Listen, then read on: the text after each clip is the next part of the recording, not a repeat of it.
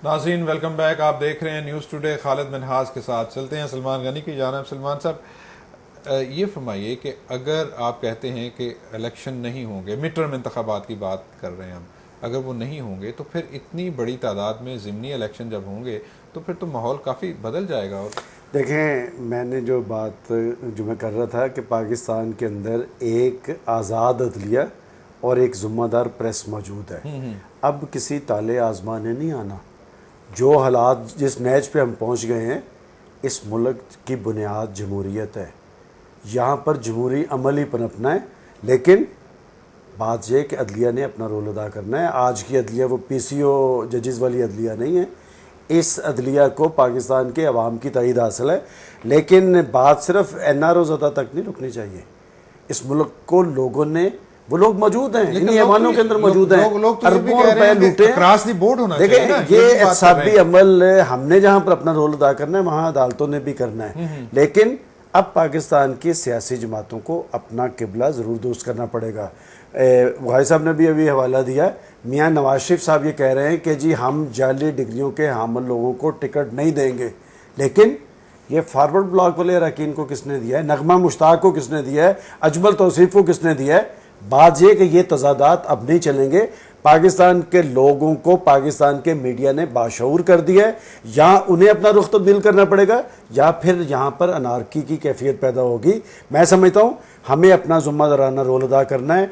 हमने डेमोक्रेसी के फ़वायद लोगों को बताने हैं कि क्या है डेमोक्रेसी। जवाबदेही के अमल का नाम है। क्या आज पाकिस्तान का सदर पाकिस्तान के अवाम को जवाब दिया है? ये हमें जवाब दे नहीं, ये सारे हालब्रोक को जवाब दें। उस परचम के साए तले ये सब एक हैं। जब तक इस परचम के साए तले ये सब एक नहीं होंगे, मामलात ना बेहतर होंगे, ना मसाइल हल होंगे, और इसके लिए फिर इन्हें कौमी एजेंडा बनाना पड़ेगा।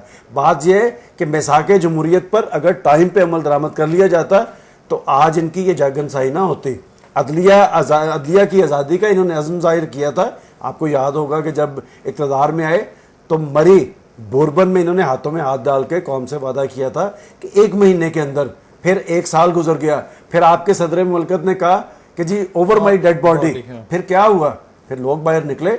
अब भी लोग बाहर निकलने के लिए तैयार हैं। एक बात आप बार बार कर रहे थे, टेम्परेचर के करोड़ों रुपए बाबर अवान साहब तकसीम कर रहे हैं, मुझे कोई फिक्र नहीं, इसलिए कि मैंने जनरल मुशर्रफ के दौर में भी होते देखे हैं। चौधरी परवेज लाई साहब भी यही काम करते थे, कोई फायदा नहीं हुआ। ये जो अवामी लहर होती है ना, इसके आगे कोई नहीं रुकता होता। ना उस वक्त वकील खरीदे जा सके, ना आज वकील खरीदे जा सकेंगे। और बाबर अवान साहब का तो मसला ही कुछ और है। बात ये इलेक्टेड बंदे की अप्रोच ही और होती है। आप तस्लीम करते हैं ये बात कि वकीलों को नहीं खरीदा जा सकेगा, और जिस तरह बार काउंसिल्स को पैसे दिए जा रहे हैं? बिल्कुल इत्तेफाक इसलिए करता हूँ, मेरे पास लॉजिक है उसकी। ठीक है, मैं एक हवाला दे लूँ आपको, फिर इस बात के तरफ आता हूँ। फौज अब इक्तदार में इंटरेस्टेड नहीं है, ये बात हर सतह पर की जा रही है, इसलिए कि फौज को पता है कि माजी की तरह से किसी ने कंडोन नहीं करना। ये मीडिया मुंह खोले बगैर की तरह खड़ा है और इस वक्त नहीं होगा ये। लिहाजा हमारे सियासतदान फिर वही माहौल क्रिएट करने की कोशिश कर रहे हैं जिससे रास्ता हमवार हो जाता था किसी भी फौजी ताले आजमा का कि वो आए 21वें ग्रेड का मुलाजम हुकूमत का, और वो पूरी कौम को ये शहीद हो जाए, ये शहीद बन जाए फिर, और ये शहीद हो जाए, और वो पूरी कौम को ये बताए कि सियासत कैसे होती है। और इसी बात पे लोग कह रहे हैं कि शायद वो हालात पैदा किए जा रहे हैं। मैंने कहा, और आपने कहा कि वो नहीं आ सकते। वो अपनी वैसी ही कोशिश कर रहे हैं जैसे पिछले 4 माशाल्लाह का। मेरे भाई सुलेमान मुझसे इत्तेफाक करेंगे, क्रेडिट तो हमारे सियासतदानों को ही है ना। They made mistakes and we had to pay the price.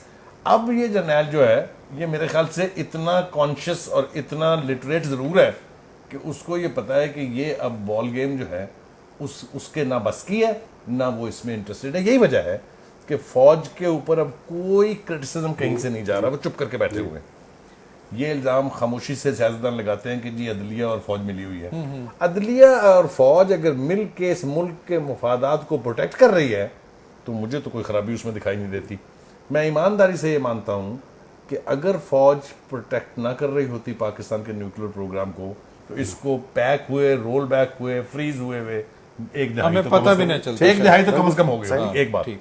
दूसरी बात यह कि फौज ने जब तक पाकिस्तान की कश्मीर पॉलिसी चलाई है वो हमारी शहरग से भी करीब था, यहाँ से कोई टेररिज्म भी नहीं हो रही थी। जब से ये रिवर्स गियर में डाला गया है तब से ही ये सारा अजाब है कि वो लोग जिनके पास एक वेंट था, वो एक कॉज की खातिर जाके लड़ते थे, वो ग्रज करते हैं इस मुल्क की हुकूमत को, और यही वजह है जो हम एक छोटी सी गुस्ताखी मैंने की नहीं हाँ, कि आपने कहा कि जी हमारे एटॉमिक प्रोग्राम को फौज देखें भाई साहब, मैं जिस तरह की बात कर रहा हूँ आप हाँ, समझे, लेकिन मैं ये है अफगान वॉर का जो इरा जी, है। लेकिन मैं ये बात भी कहूँगा कि बात ये कि जो रियली पॉलिटिशियन होता है ना, देखें उस वक्त इतना ही अमेरिकी प्रेशर था, जुल्फ़िकार अली भुट्टो ने बुनियाद रख दी थी, और फिर उससे 10 गुना ज़्यादा प्रेशर आया, 5 अरब डॉलर भी मिल रहे थे। और मुझे वो दिन याद है कि नवाज शरीफ साहब जब मशवरे कर रहे थे, तो जब उन्होंने कुछ दानश्वरों से, कुछ जर्नलिस्टों से टेलीफोन रब्ते किए कि मुझे करना चाहिए या नहीं, जब मेरे से उनकी बात हुई तो उन्होंने कहा जी आप बताएं। मैंने कहा जी जिस नवाज शरीफ को मैं जानता हूँ उसने एटॉमिक धमाके करने ही करने हैं। बात यह है कि ये पॉलिटिशियन का ही हुस्न होता है और ये उसी की जरूरत होती है, लेकिन जहां तक लेकिन आप कह रहे हैं कि उस परचम के साए तले हम एक है। वजाहत की गुंजाइश मौजूद है। ठीक है, मैं उस इरा की बात कर रहा था जब ये मोस्ट वल्नरेबल था। भुट्टो इसका आर्किटेक्ट था। नवाज शरीफ का ये क्रेडिट कि उसने तमाम तर प्रेशर के बावजूद, धमकियों के बावजूद जुर्रत से फैसला किया कि न्यूक्लियर ब्लास्ट होने चाहिए। ये क्रेडिट तो कोई इन दो बंदों से ले ही नहीं सकता। मैं उस इरा की बात कर रहा हूं जब फौज राज कर रही थी। ज़ियाउल हक मरहूम ने जितने मर्जी ऐप किए होंगे, उन्होंने का कोई क्रेडिट है या नहीं है, लेकिन अफगान वार का फायदा उठाते हुए उन्होंने इसको ना फ्रीज होने दिया ना कैप होने दिया। ये credit should go to the devil where it is due. मगर वो जो उनकी बात है, ये कंसीव भी एक सियासतदान ने किया था, इसको एक्सपोज भी एक सियासतदान ने किया है कि हमारे पास है। ये क्रेडिट कोई इनसे नहीं ले सकता। बात हो रही थी कि ये माहौल जो क्रिएट करने की कोशिश की जाती है, चाहे उसमें मेरी आपकी ख्वाहिश हो या ना हो, वो कोशिशें बदस्तूर हो रही हैं। जिसको पंजाबी में कहते हैं गंद पाने की कोशिश में कोई कमी नहीं है। वो तो बदकिस्मती से या खुशकिस्मती से या इस मुल्क की खुशकिस्मती से जर्नैल एम्बिशियस नहीं है, वरना तो काम तैयार है ना, पकी हुई है फसल तो पकी हुई हुई को भी सूट करता है कि वो किसी फौजी जर्नैल को दे जाए। इस मुल्क की दूसरी भी फोर्सेस हैं, सलमान साहब मेरे साथ इत्तेफाक करेंगे, या नाम लेना इस वक्त शायद जरूरी नहीं है, जिनकी भी ये ख्वाहिश होगी कि ऐसा हो जाए, बिकॉज वो सूट करता है उन्हें। लेकिन इस वक्त अगर हमारे सियासतदानों ने फिर गलती की, गलती की गुंजाइश नहीं उनके, उसकी गुंजाइश एक तो गुंजाइश नहीं है, लेकिन अगर की ये कौम फिर इसकी सजा भुगतेगी। लेकिन आपने कहा था इस परचम के साए तले, उस परचम के साए तले, मैं यही कह रहा हूं। देखे जब वो सब एक है, अरे साहब लोग हमेशा एतमाद करते हैं मफादात, मैं बताता हूं आपको पाकिस्तान के। देखें बात यह है कि मीडिया का अपना एक रोल है। हमने अगर वो अपना रुख तब्दील करेंगे, हमें उन्हें एक्सपोज करना है। मैंने क्यों कहा था कि उस परचम के साए तले वो एक है, इस परचम के साए तले उन्हें एक होना चाहिए। बात यह है कि लोग हमेशा एतमाद करते हैं पॉलिटिशियंस पे। आप देखें आपकी 62 साल हिस्ट्री क्या है कि तमाम तर रिजर्वेशन के बावजूद आपके लोगों ने जनरल मुशर्रफ, उनके आलाकारों के खिलाफ किसको तायद दी? पीपल्स पार्टी को और मुस्लिम लीग नून को। लेकिन आज खराबी जहां पहुंच रही है, एजेंडा तो हमें कुछ और दिखाया गया था, लेकिन अब एक खौफ है। वो जो मैंने कहा था ना, एक लाशऊर में एक खौफ है जो लोगों का अंदर रद्द-ए-अमल है। आप जब बात करते हैं जी महलों की, तो आपको नहीं पता कि महल पाकिस्तान में सबसे ज्यादा किसके हैं। आप जब खूनी इनकलाब की बात करते हैं, इन्हें नहीं पता। मैंने तो कहा था कि जनाब खूनी इनकलाब तो आपके खिलाफ आना है। बात यह कि इस तरह मुआशरे नहीं चलते। वो किसी ने कहा, दुरुस्त कहा था कि मुआशरे कुफर की बुनियाद पे चल सकते हैं, लेकिन जुल्म की बुनियाद पे नहीं। बात यह है कि हालात का रुख बता रहा है।